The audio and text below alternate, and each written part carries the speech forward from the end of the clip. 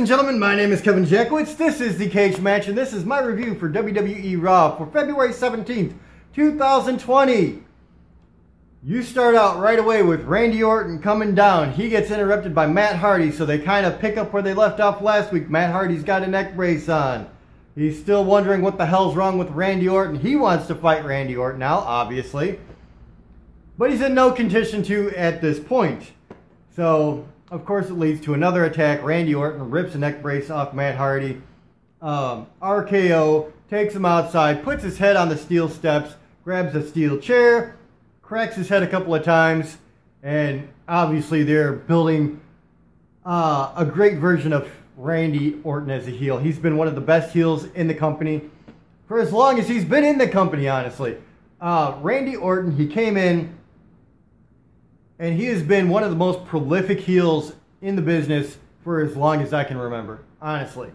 The guy is just absolutely phenomenal. So I can't wait for the Edge Randy Orton bit. That's going to be great.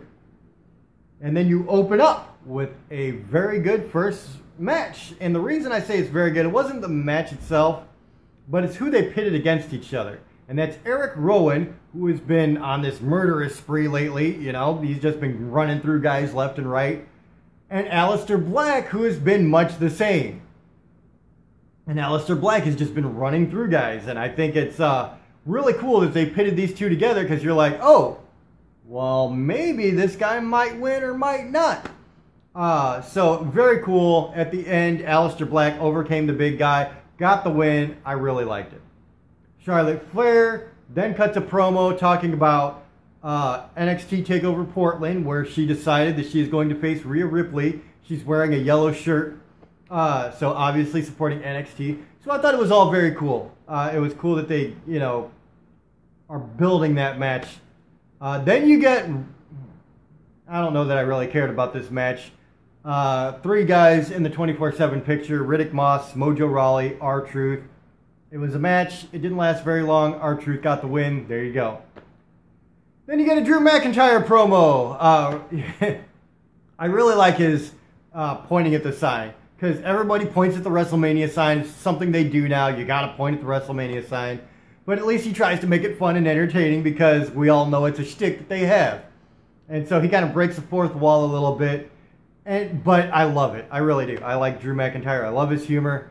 And I'm glad he's getting this push. Paul Heyman then interrupts, of course, saying that Brock Lesnar's going to win. And then McIntyre's like, you know what? Keep saying his name. Keep saying his name until I take his belt at WrestleMania. Paraphrasing, of course. And then Paul Heyman brings out MVP, who McIntyre Claymore kicked over his own talk show couch last week. So McIntyre versus MVP. You already know McIntyre is going to go over. Not even worth mentioning. A match that didn't last that long. It was decent for what it was. It's making McIntyre look like a beast. He already does. There you go. Then you got Becky Lynch coming to the ring. She's cutting a promo on Shayna Baszler, basically saying, you know, you better find me before I find you. Same shit as last week. Shayna Baszler comes on the Titantron. There's a little back and forth between those two. Obviously building towards probably WrestleMania. Then you have a segment, an interview with Bobby Lashley, Lana, Angel Garza, and Zelina Vega. Right now, Andrade, I think he's out because he failed like a drug test or something. So she's with Angel Garza for now.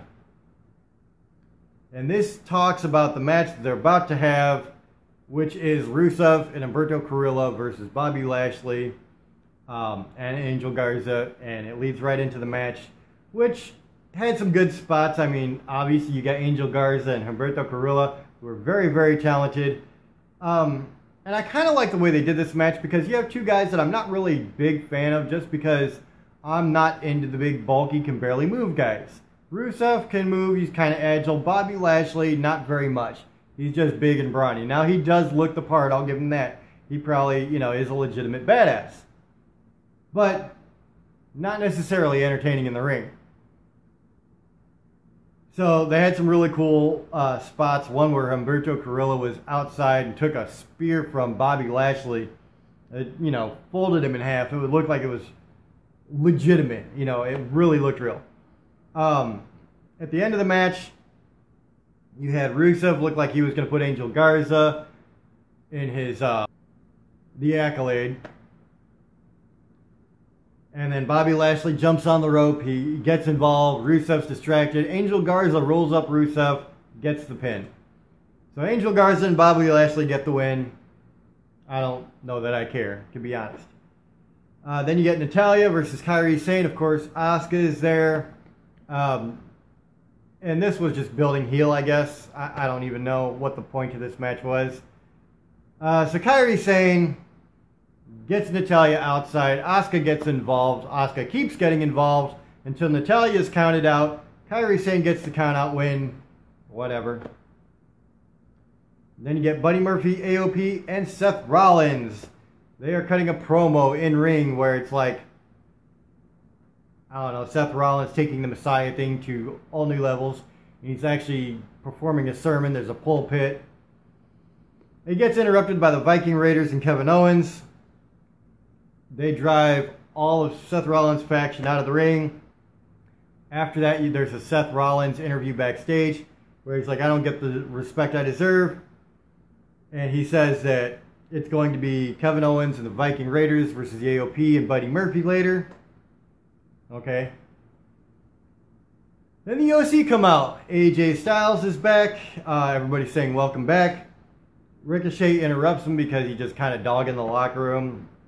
And Ricochet challenges AJ Styles. Carl Anderson says, why don't you face me instead? AJ Styles' first match back isn't going to be with you. So, match versus Ricochet and Carl Anderson. Ricochet gets the win, of course. You already know he is. Hell, he beat Bobby Lashley clean last week. Then you get a real brief Liv Morgan interview where she's talking about Ruby Riott. And she says she can't wait to get a hold of her at the Elimination Chamber. Then you get the match, Kevin Owens and Viking Raiders versus AOP and Buddy Murphy. Of course, Seth Rollins is there. Decent match for what it is. Kevin Owens, you know he's always going to put his body on the line no matter what. Props to that guy for that, honestly. But then Seth Rollins gets involved. So Kevin Owens and Viking Raiders technically get the DQ win.